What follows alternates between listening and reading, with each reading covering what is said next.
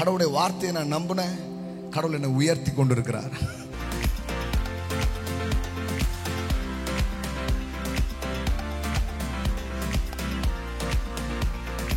இது ஒரு நம்பிக்கையின் புத்தகம். It's a book of hope.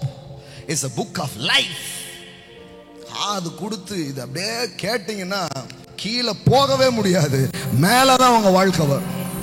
Top தான் உங்களுக்காக வச்சிருக்கிறாரு. ஆமா, கீழே போகவே முடியாது. நான் பாருங்க அதுலதான் நின்று இவ்வளவு தூரம் வந்திருக்கிறேன். ஆமே, என் சூழ்நிலைகள் ஒண்ணு சொல்லும், மனிதர்கள் ஒண்ணு சொல்லுவாங்க, அதெல்லாம் நான் கேட்டதே கிடையாது. கர்த்தரை நம்பினா நிலைப்படுவேன். அவருடைய தீர்க்கதரிசிகளை நம்பினால் சித்தி பெறுவேன். நான் நம்பினேங்க, வேற எதையும் நம்பல. கர்த்தரை நம்பினேன். தேவ மனிதர்கள் மூலமாய் அறிவிக்கப்பட்ட வார்த்தையை நம்பினேன். கடவுளுடைய வார்த்தையை நான் நம்பினேன்.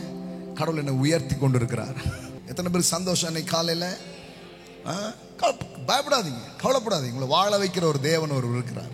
உங்களை அவர் நேசிக்கிறார். உங்களுக்கு துணையாய் அவர் நிற்பார். ஆமென். குறைவுகள் இருந்தாலும் அதை நிறைவாக்குவார்.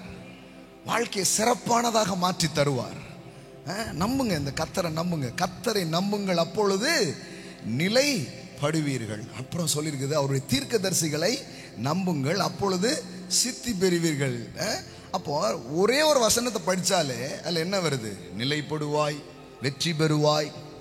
அப்போ ஒவ்வொரு நாள் இதை படிச்சீங்கன்னா என்ன ஆகும்? கொஞ்சம் யோசித்து பாருங்க. ஆனா பாருங்க, மக்களுக்கு ஒவ்வொரு நாளும் இதை படிக்கிறதுக்கு நேரமே கிடையாது.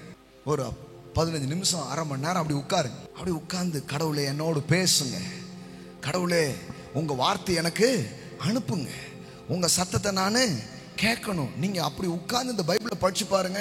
இந்த பைபிளை நீங்க படிக்கும் பொழுது கடவுள் உங்களோடு பேசுவதை உங்களால் உணர முடியும், அனுபவிக்க முடியும். ஏன்னா இது ஒரு உயிருள்ள ஒரு புத்தகம். It is the living word, not just written word.